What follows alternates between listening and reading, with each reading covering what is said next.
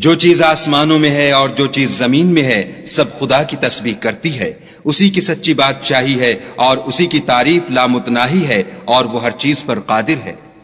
وہی تو ہے جس نے تم کو پیدا کیا، پھر کوئی تم میں کافر ہے اور کوئی مومن، اور جو کچھ تم کرتے ہو خدا اس کو دیکھتا ہے۔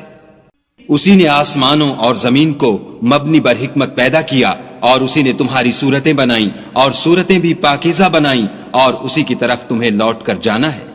جو کچھ آسمانوں اور زمین میں ہے وہ سب جانتا ہے، اور جو کچھ تم چھپا کر کرتے ہو اور جو کھلم کھلا کرتے ہو اس سے بھی آگاہ ہے، اور خدا دل کے بھیدوں سے واقف ہے۔ کیا تم کو ان لوگوں کے حال کی خبر نہیں پہنچی جو پہلے کافر ہوئے تھے تو انہوں نے اپنے کاموں کی سزا کا مزہ چکھ لیا، اور ابھی دکھ دینے والا عذاب اور ہونا ہے۔ یہ اس لیے کہ ان کے پاس پیغمبر کھلی نشانیاں لے کر آتے تو یہ کہتے کہ کیا آدمی ہمارے ہادی بنتے ہیں، تو انہوں نے ان کو نہ مانا اور منہ پھیر لیا، اور خدا نے بھی بے پرواہی کی، اور خدا بے پرواہ اور سزاوار حمد و ثنا ہے۔ جو لوگ کافر ہیں ان کا اعتقاد ہے کہ وہ دوبارہ ہرگز نہیں اٹھائے جائیں گے۔ کہہ دو کہ ہاں ہاں میرے پروردگار کی قسم تم ضرور اٹھائے جاؤ گے، پھر جو جو کام تم کرتے رہے ہو وہ تمہیں بتائے جائیں گے، اور یہ بات خدا کو آسان ہے۔ تو خدا پر اور اس کے رسول پر اور نور قرآن پر جو ہم نے نازل فرمایا ہے ایمان لاؤ، اور خدا تمہارے سب اعمال سے خبردار ہے۔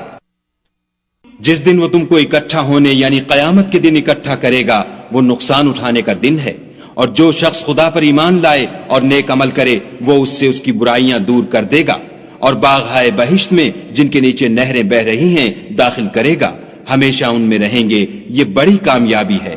اور جنہوں نے کفر کیا اور ہماری آیتوں کو جھٹلایا وہی اہل دوزخ ہیں، ہمیشہ اس میں رہیں گے اور وہ بری جگہ ہے۔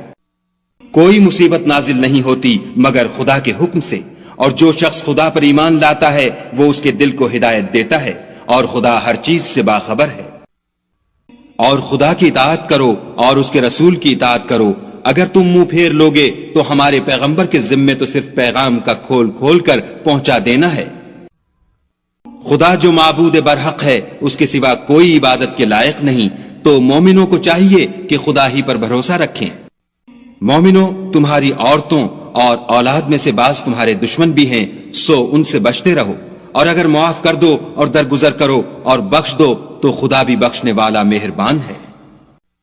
تمہارا مال اور تمہاری اولاد تو آزمائش ہے، اور خدا کے ہاں بڑا اجر ہے۔ سو جہاں تک ہو سکے خدا سے ڈرو، اور اس کے احکام کو سنو اور اس کے فرما بردار رہو، اور اس کی راہ میں خرچ کرو، یہ تمہارے حق میں بہتر ہے۔ اور جو شخص طبیعت کے بخل سے بچا دیا گیا تو ایسے ہی لوگ راہ پانے والے ہیں۔